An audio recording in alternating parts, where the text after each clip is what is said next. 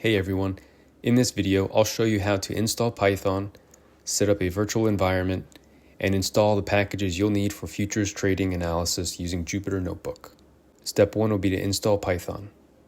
Open your browser and search for Python download. Click the first result. It should take you to python.org. Click the big yellow button labeled Download Python 3.13.5. Choose a location to save the file, download the installer, and open it. Before clicking Install Now, make sure you check both boxes. Use admin privileges and add python.exe. Click Install Now, and your computer will request admin approval. Those two boxes that you clicked ensures Python installs correctly and avoids issues later on. I've had that happen to me. Once the installation is complete, close the installer. Now we verify our installation. Open the command prompt by hitting the Windows key, typing CMD, and pressing Enter. Then in the terminal type Python --version, then press Enter. If installed correctly, you will see the Python version printed below. Now we will create a new folder where your project will live. In the command prompt, navigate to your desired directory, then type mkdir, your file name. This creates a new folder. Then type cd, your file name, and this will navigate to your new folder. I've also included a few basic directory navigation commands in the video description to help you. You'll see a comparison on screen between File Explorer and the terminal path. Now we're going to go ahead and create the virtual environment by typing python-m venv. This will create a new folder named venv in your project directory. Now we're going to go ahead and activate the environment. To do that, we type venv/S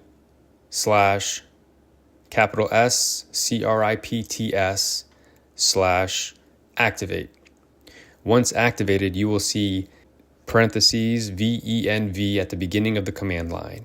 That means your virtual environment is now active and ready for package installs. Personally, I like to install all my packages directly inside Jupyter Notebook. That way I can easily copy the environment into another project if needed. First, let's install Jupyter Notebook. In your activated virtual environment, type pip install Jupyter Notebook. This will install Jupyter Notebook inside your environment. Depending on your system, this might take a few minutes, especially if you use an antivirus like Norton. After the install is complete and in the same terminal window type Jupyter Notebook, your browser will open a new tab with the Jupyter interface. If you are using something like Norton, you might see a pop-up saying that Jupyter Notebook is a suspicious file. When that happens, Jupyter Notebook might fail to open properly or close after launching, or close after you try to open up a notebook from file. No worries, this is just your antivirus doing its thing.